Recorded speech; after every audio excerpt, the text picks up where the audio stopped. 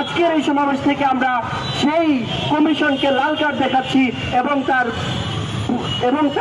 প্রতিবাদ জানাচ্ছি যেন এই কমিশনকে অতি দ্রুত বাতিল করতে হয়। প্রিয় উপস্থিতি, এই কমিশন যে আমাদের দেশের জন্য কতটুকু ক্ষতিকর, কতটুকু আত্মঘাতী তা বোঝার জন্য আমাদের রকেট সায়েন্স বুঝতে হয় না, তা বোঝার জন্য আমাদের ইউনিভার্সিটির পিএইচডি করতে হয় না। একজন সাধারণ রিক্সা চালক থেকে শুরু করে, একজন দিনমজুর থেকে শুরু করে একজন সাধারণ মানুষ এই বুঝে জাতিসংঘের মানবাধিকার কমিশন আমাদের জন্য কতটুকু ক্ষতিকর।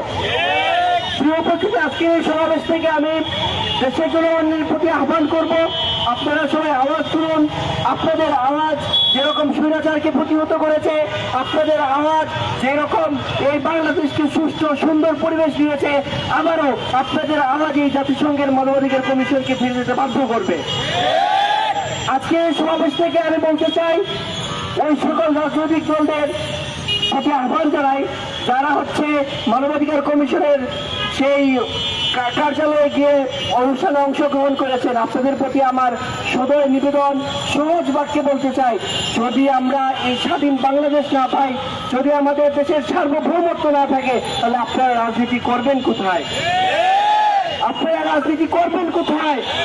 আজকে আপনাদের উচিত ছিল এই কমিশনের দুর্বল দিকগুলো, এই কমিশনের দিকগুলো তুলে ধরে তাদের কমিশনকে বাতিল করার আওয়াজ তোলা। তা না করে আপনারা সেখানে সমাবেশ করছেন, মিটিং করছেন, আমরা তার তীব্র প্রতিবাদ জানাই।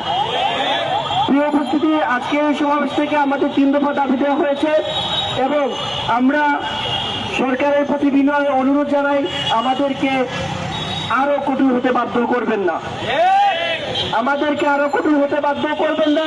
আমাদের দাবি মেনে নেন, এই জাতিসংঘের কমিশনকে অতি সত্বর তাদের কার্যালয় বাতিল করুন। এই বলে আমার কথা শেষ করছি। আসসালামু আলাইকুম।